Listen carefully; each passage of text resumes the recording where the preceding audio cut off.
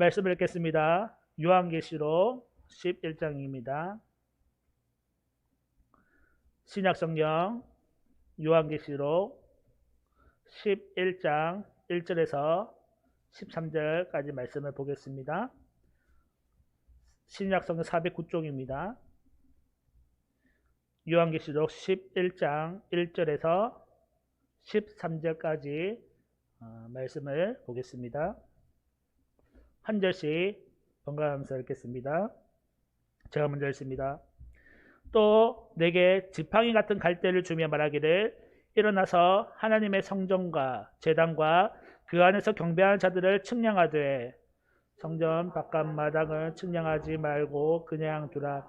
이것은 이방인에게 주었은즉 그들이 거룩한 성을 42달 동안 짓밟으리라. 내가 나의 두 증인에게 권세를 주리니 그들이 굵은 베옷을 입고 1260일을 예언하리라. 그들은 이 땅에 주 앞에 서 있는 두 감람나무와 두 촛대니 만일 누구든지 그들을 해하고자 하면 그들의 입에서 불이 나와서 그들의 원수를 삼켜버릴 것이요 누구든지 그들을 해하고자 하면 반드시 그와 같이 죽임을 당하리라.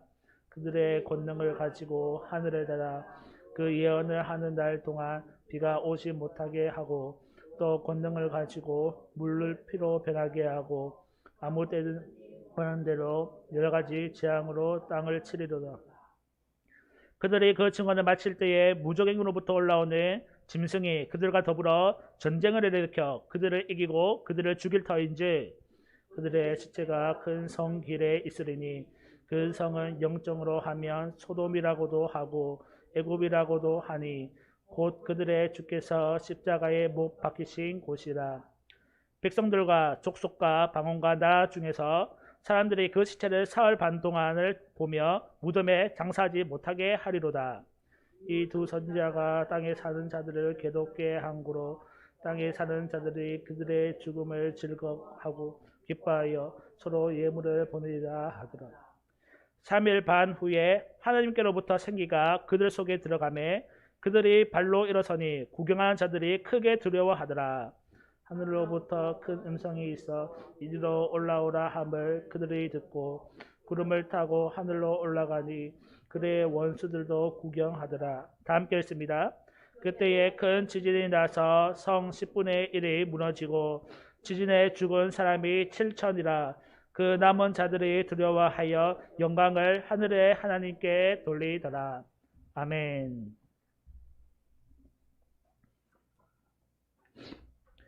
오늘 말씀의 제목은 두 증인입니다. 우리가 일곱 가지의 나팔 재앙을 살펴보고 있습니다. 여섯 번째 나팔 소리와 일곱 번째 나팔 소리 그 사이에 이야기가 하나 들어가 있는데 우리는 지금 그 이야기를 살펴보고 있습니다. 그 이야기는 크게 두 가지인데 첫 번째 이야기는 우리가 저번 주에 살펴보았던 힘센 천사의 이야기입니다. 사도 요한이 힘센 천사를 보는데 하늘에서 땅으로 내려온 것을 보았고 그의 음성을 듣게 됩니다. 그 천사의 음성은 이 심판이 결코 지체되지 않고 이루어질 것이다 라는 음성이었죠. 그리고 이 천사가 주는 작은 두루마리, 작은 책을 먹었는데 그 입에는 달았지만 배에는 쓰게 되었다라고 합니다. 그것은 이 성경의 내용이 구원의 달콤한 내용만 있는 것이 아니라 구원받지 못한 자들의 심판까지 기록이 되어 있기 때문에 쓰게 느껴졌다라고 이야기합니다. 그리고 마지막으로 사도 요한에게 사명을 주어지는데 그가 다시 하나님의 말씀을 예언해야 한다. 증언해야 한다는 것이지요. 하나님은 사도 요한의 그 마지막 생일까지 사명을 주시며 그 사명을 온전히 감당할 것을 요구하고 계십니다. 이어서 두 번째 이야기가 등장하는데 바로 오늘 우리가 읽은 두 증인에 대한 이야기입니다. 먼저 1절을 살펴보면 사도 요한은 지팡이 같은 갈대를 봤습니다. 이 지팡이 같은 갈대를 준 사람이 누군지 명확하게 나와 있지 않지만은 아마도 하나님께서 사도 요한에게 주신 것으로 보입니다. 이 지팡이 같은 갈대는 이제 하나님의 말씀으로 보는데, 이 말씀을 받은 이 사도 요한은 하나님께로부터 어떠한 음성을 듣냐면, 성전과 제단과 그 안에서 경배하는 자들을 측량해라. 그리고 2절에 보면은 성전 바깥 마당은 측량하지 말고 그냥 두라 라고 얘기를 하고 있습니다. 성전의 안쪽은 측량을 하고 바깥 마당은 측량을 하지 마라 라고 이야기를 하고 있습니다. 이거 측량의 의미는 보호의 의미를 가진다라고 생각을 하시면 됩니다. 우리가 전에 계시록 7장에 보면 인침을 받은 14만 4천 명이 나오는데, 그들이 심판에서 보호를 받은 것처럼 오늘 여기 등장하는 이야기에서도 측량을 받은 성도들은 하나님의 보호하심을 얻게 된다라고 볼 수 있습니다. 하지만 2절에 보면 성전 바깥 마당은 측량하지 말라고 하는데, 이것은 이방인에게 주었다. 즉 하나님을 믿지 아니하는 자들에게 주었다. 그 이방인들이 어떻게 합니까? 그 거룩한 성을 42달, 계산을 하면 3년 반입니다. 42달 동안 짓밟게 될 것이다. 이 교회를 박해할 거래요. 이 하나님을 믿지 않는 사람들이 교회 바깥에서 42달 동안, 3년 반 동안 박해를 하게 될 것이다. 하지만 그들은 측량하지 마라. 왜냐하면 그들은 마지막 심판 때에 보호를 받지 못하기 때문입니다. 하나님께서 그들을 보호하시지 않는다라는 말씀이신 것이죠. 이것을 볼 때에 우리가 한 가지 알 수 있는 사실은, 우리가 마지막 때에 두려워할 필요가 없는 것은, 지금 이 시간에도 많은 사람들이 교회에 대해서 박해하고 핍박을 하는 사람들이 있습니다. 그렇지만 그것을 두려워할 필요가 없는 것은 하나님께서 우리를 지키시고 보호하신다는 거예요. 그 측량의 범위 안에 들어가 있는 성도들은 하나님께서 지키시고 보호하신다. 그렇다고 우리가 생각할 것은, 우리는 과연 그 범주 안에 들어가 있는가라는 것이지요. 우리는 교회 안에 들어가 있는지 아니면 교회 바깥 마당에 서 있는지를 우리는 스스로 살펴보아야 할 것입니다. 우리는 교회 바깥 마당이 아닌 어디죠? 교회 안에, 성전 안에 들어와 있는 무리가 되어야 한다. 그 속에서는 주님께서 우리를 지키시고 보호하신다라는 것을 알 수가 있습니다. 3절에 보면 본격적으로 두 증인의 이야기가 나옵니다. 하나님께서 두 증인에게 권세를 주는데, 그들이 굵은 베옷을 입고 1260일을 예언하게 될 것이다. 1260일은 3년 반입니다. 이 3년 반 동안을 예언하게 될 것이다 라고 이야기합니다. 이 두 증인이 누구냐, 두 사람이 누구냐, 많은 학자들이 여기에 대해서 의견이 팽팽하게 대립해 놓고 있습니다. 그리고 어떤 하나 결론이 없어요. 이 말도 맞는 것 같고 저 말도 맞는 것 같고 하기 때문에 어떠한 결론이 없지만은, 어떤 사람들은 이 두 사람이 이제 감람나무, 사제를 보면 두 감람나무라고 나와 있거든요. 이 감람나무를 보아서 아마 스가랴에 나오는 여호수아와 스룹바벨을 가리키는 말일 것이다 라고 얘기합니다. 스가랴에 보면 두 감람나무 이야기가 나오는데, 그 두 감람나무가 누구를 지칭하냐면 여호수아와 스룹바벨을 지칭하기 때문입니다. 여기서 여호수아는 여호수아서에 등장하는 여호수아가 아니라 바벨론 포로원 귀환 시대 때 성전 건축에 도맡았던 그 인물 여호수아를 의미합니다. 스룹바벨도 성전을 건축하는 데 힘을 썼고 여호수아도 성전 건축에 힘을 썼거든요. 그러니까 이 두 사람이 아마 여기서 말하는 두 증인일 것이다 얘기하는 사람들도 있고, 아니다, 이 5절과 6절에 보면 5절의 내용이 엘리야를 표현하는 단어가 나오거든요.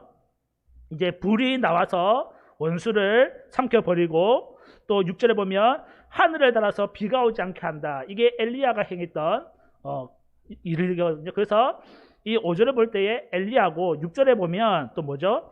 물을 피로 변하게 하고 땅을 쳐서 재앙을 일으키시다. 이거는 모세를 행했던 권능이기 때문에 이 두 증인은 엘리야와 모세를 의미할 것이다 라고 이야기를 하는 사람도 있습니다. 하지만 저는 이 자리에서 두 개다가 아니고 이 두 증인은 특정한 인물을 가리키는 것이 아니라 상징적인 의미로 해석을 해야 되는데 바로 교회라는 것입니다. 이 두 증인의 정체는 교회라는 것이죠. 그 증거는 4절에 보니까 두 촛대라는 말이 나오는데 촛대는 어디서 보았습니까? 우리가 계시록 1장 20절에서 보니까 7 촛대는 7 교회니라라고 말한 바가 있습니다. 그렇기 때문에 오늘 저는 여기서 이 두 증인이 누구냐? 바로 우리 교회, 우리 그리스도 성도들을 의미한다라고 보고 이 본문을 읽어 나갈 것입니다. 하나님께서 두 증인, 그러니까 교회에게 맡기신 일이 있는데 3절에 보니까 무엇이죠? 굵은 베옷을 입고 1260일을 예언해라. 뭐죠? 예언한다는 말은 뭐예요? 하나님의 말씀을 선포해라. 하나님의 일을 증거해라 라는 것이지요. 5절에 보면 많은 원수들이 그 증인을 해할 것이다 라고 이야기를 합니다. 5절에 보니까 만일 누구든지 그들을, 두 증인이죠, 두 증인을 해하고자 하면 해야 한대요. 하지만 어떻게 됩니까? 그들의 입에서, 두 증인들의 입에서 불이 나와서 그들의 원수를 삼켜버릴 것이요. 누구든지 그들, 두 증인을 해하고자 하면 반드시 그와 같이 죽임을 당할 것이다. 6절에 그들, 두 증인들, 그들이 권능을 가지고 하늘을 닫아 그 예언을 하는 날 동안 비가 오지 못하게 하고 또 권능을 가지고 물을 피로 변하게 하고 아무 때든지 원하는 대로 여러 가지 재앙으로 땅을 치리로다. 두 증인들이 가지고 있는 권능에 대해서 설명을 하고 있는데 원수들이 그 두 증인을 해하고자 할지라도 어떻게 해요? 두 증인의 권능으로 인해서 오히려 원수들이 죽임을 당할 것이다. 아무도 그 두 증인을 해하지 못할 것이다 라고 지금 얘기하고 있습니다.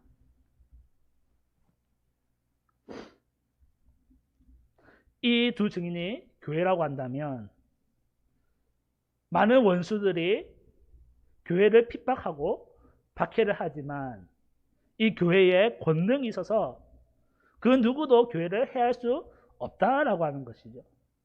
오히려 교회의 권능으로 말미암아 그 원수들이 죽임을 당하게 될 것이다. 교회가 힘이 있고 능력 있고 권세가 있음을 보여주는 대목입니다. 하지만 7절에 보면 어떻게 됩니까? 그들이 두 증인입니다. 두 증인이 증언을 마칠 때에 3년 반 동안 증언을 한다 했는데 그 증언이 마칠 때에 어떻게 됩니까? 무적행으로부터 올라오는 짐승이 그들과 두 증인과 더불어 전쟁을 일으켜 그들을 이기고 두 증인을 이기고 두 증인을 죽일 터인즉 마지막 사명이 그 끝나는 날 어떻게 해요? 무적행으로부터 영적인 어떤 존재, 사탄의 그 무리가 나타나서 두 증인을 죽입니다. 그들의 시체, 8절에 두 증인들의 시체가 큰 성 기레에 있으리니 그 성은 영적으로 하며 소돔이라고도 하고 또 애굽이라고도 하니 그 두 증인들의 시체가 어떻게 해요? 길거리에 널브러져 있는 거예요. 시체가 장사되지 못하고 길거리에서 비참한 죽음을 보여준다. 비참한 죽음을 당하게 될 것이다 라는 것을 보여주는 것이지요. 이 큰 성은 뭐라고 해요? 소돔이라고도 하고 애굽이라고도 한다라고 했어요. 무슨 말이죠? 이 소돔과 애굽은 어떠한 장소였습니까? 하나님의 죄악이 죄악이 가득한 곳이 바로 이 소돔과 애굽이었거든요. 그리고 하나님의 심판을 받은 이 장소가 바로 소돔과 애굽이었습니다. 이 죄악을 대표하는 장소, 그 장소에 두 증인들의 시체가 널브러져 있을 것이다. 이 겉으로만 보면 그 두 증인의 죽음이 비참해 보이고 뭐 실패한 삶처럼 보이지만은 사실은 그들의 죽음이 뭐와 같았냐면 예수님께서 십자가에서 못 박힌 것과 같았다라고 8절에 소개를 하고 있습니다. 그들이 주께서 십자가에 못 박히신 곳이라고 표현하고 있는데 이 말은 그들의 죽은 장소를 의미하는 것이 아니라 그들의 죽음이 예수님의 죽음과 같았다라는 것을 보여주는 내용입니다. 뭐예요? 예수님의 길을 그 두 증인이 같이 걸어갔다. 예수님께서 십자가 지신 그 길을 두 증인도 같이 따라갔다라는 거예요. 십자가의 길을 걸어갔다라는 것입니다. 그들의 겉모습은 비참한 죽음처럼 보였지만은 그들은 주어진 사명을 온전히 감당했으며 마지막에 주님과 함께 십자가에 매달렸던 순교자들이었던 것입니다. 9절을 보면 백성들과 족속과 방언과 나라 중에서 즉 이방인들 하나님 알지 못하는 사람들이 그 시체를 사흘 반 동안 3일 반이죠. 3일 반 동안을 보면서 무덤에 장사하지 못하게 한다. 장사하지 않고 그들 길거리에서 3일 동안 보는 거예요. 왜 보겠어요? 조롱하는 거예요. 조롱하는 거예요. 그리고 뭐라고 해요? 10절에 보니까 두 선지자가 두 증인이죠. 땅에 사는 자들을 괴롭게 한 거로 땅에 사는 자들이 그들의 죽음을 즐거워하고 기뻐하고 예물을 서로 보낸다. 서로 그 두 증인의 죽음을 기뻐하고 잔치를 베푸는 거예요. 두 증인과 싸워서 승리했다는 것이죠. 기뻐하고 즐거워하고 있는 원수들의 즐거움을 하는 것을 보고 있습니다. 하지만 어떻게 됩니까? 11절에 3일 반 후에 하나님께로부터 생기가 그들 속에 들어가매 그들이 발로 일어서니 구경하는 자들이 크게 두려워하더라. 부활한 거예요. 예수님이 부활하신 것처럼 그 순교자들, 교회들도 나중에 죽은 가운데서 어떻게 해요? 부활한다는 거예요.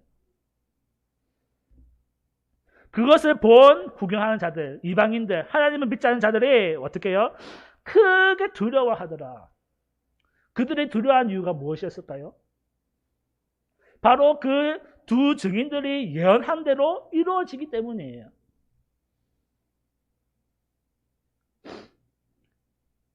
(12절에) 보니까 하늘로부터 큰 음성이 있어 이리로 올라옴을 들어 그들 두 증인들이 듣고 구름을 타고 하늘로 올라가니 그들의 원수들도 구경하더라.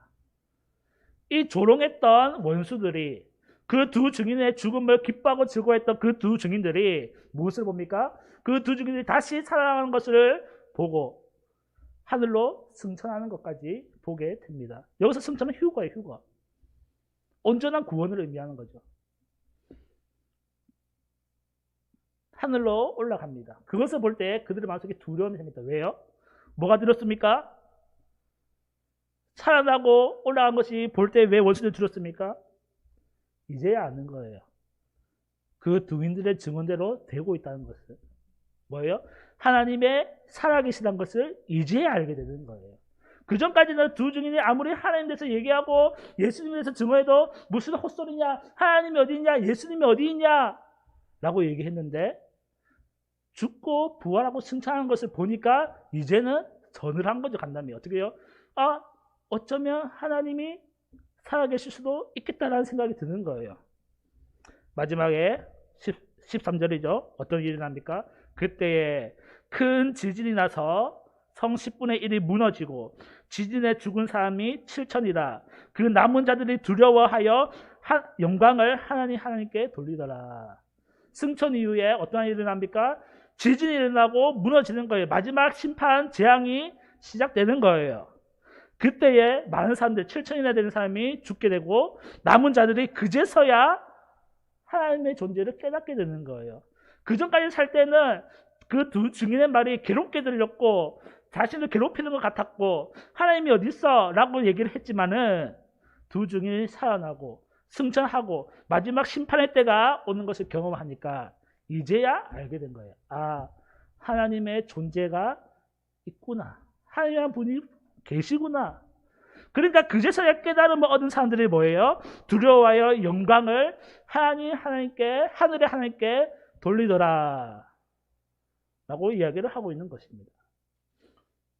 그들이 두려워했던 것은 지진이 아니었어요. 그들이 두려워했던 것은 사람 7천 명이 죽은 것이 두려워했던 것이 아니라 하나님의 살아계심을 깨달았기 때문에 두려워했던 거예요. 그러나 깨달은 자들은 그나마 하나님께 영광을 돌리지만은 우리가 살펴봤듯이 요한계시록 9장 20절에는 여전히 금, 은, 동과 목석의 우상에게 절하였더라라는 것을 알 수가 있습니다. 그나마 그 심판 중에 하나님의 존재를 깨달은 사람들은 하나님께 영광을 돌렸지만 여전히 깨닫지 못한 사람들은 누구한테 절해요? 우상에게 절을 한다는 거예요. 여기서 우리가 알 수 있는 사실은 무엇입니까? 두 증인은 교회인데 바로 우리가 그 두 증인인데 우리가 해야 할 일이 있다는 거죠. 먼저 하나님의 말씀을 예언하는 일입니다. 10장 마지막 절에서 사도 요한이 하나님부터 사명을 받습니다. 너가 예언을 다시 해야 된다. 근데 오늘 11장에는 누구한테 말씀하시는 거예요? 바로 우리들한테 얘기하는 거예요. 우리들이 두 증인인데 3년 반 동안 예언을 해야 된다. 여기서 말하는 3년 반은 문자적으로 3년 반입니까? 아니죠. 예수님의 초림과 재림의 날 그 사이를 3년 반이라고 하는 겁니다. 즉 무슨 말입니까? 쉽게 말해서 주님이 다시 오시는 그날까지 우리는 예언을 해야 한다라는 것입니다.